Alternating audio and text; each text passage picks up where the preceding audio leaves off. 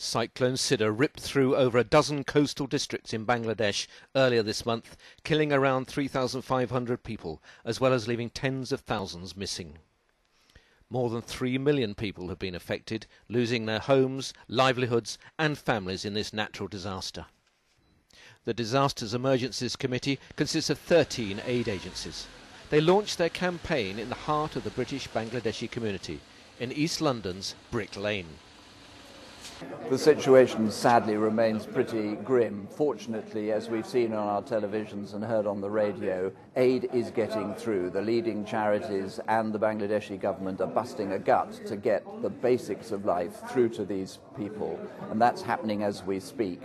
But the big picture is that there's going to be a huge amount done. 1 million homes have been damaged or destroyed. I mean, I know it's a bit numbing sometimes. But what we want to do is to get the message across that people can do something about it. Mel Bearden is from Catholic Agency for Overseas Development, one of the aid agencies involved in the DEC's relief programme. She has just returned from Bangladesh and described what the main problems are facing the people living there. The main issues are that fresh drinking water has been polluted.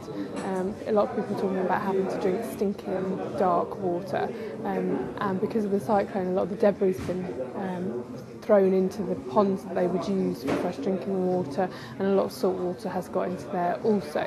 So that's their most urgent need, and they're aware of that. Everything else that they can do, they're doing. Rebuilding houses, logs, trees that have fallen down have been logged and are already being used. A lot of people are repairing each other's houses and really building together, but there's nothing they can do about the fresh drinking water, and that's their most urgent need. Members of the British Bangladeshi community are also struggling to come to terms with the disaster. Beauty Akhtar comes from Bagrat, the region hit by the cyclone. Luckily, none of her family were killed in the storm, but they've been badly affected. Everybody's house is broken, and business is everything is a finish, and now is a food and live, everything is not possible, and this area is not possible now. Electricity. My 2 daughters and 2 daughters is living there, and mostly no doctor, no, everything is not possible. Donation boxes and posters have gone up in restaurants all around the UK.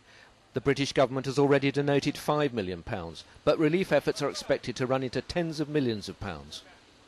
It does need an international response, and there is an international response. But I think the key lesson is who saves the most lives, who does the work. It's actually the families and communities on those beaches in Bangladesh who've been doing the real work, and our job is to support them.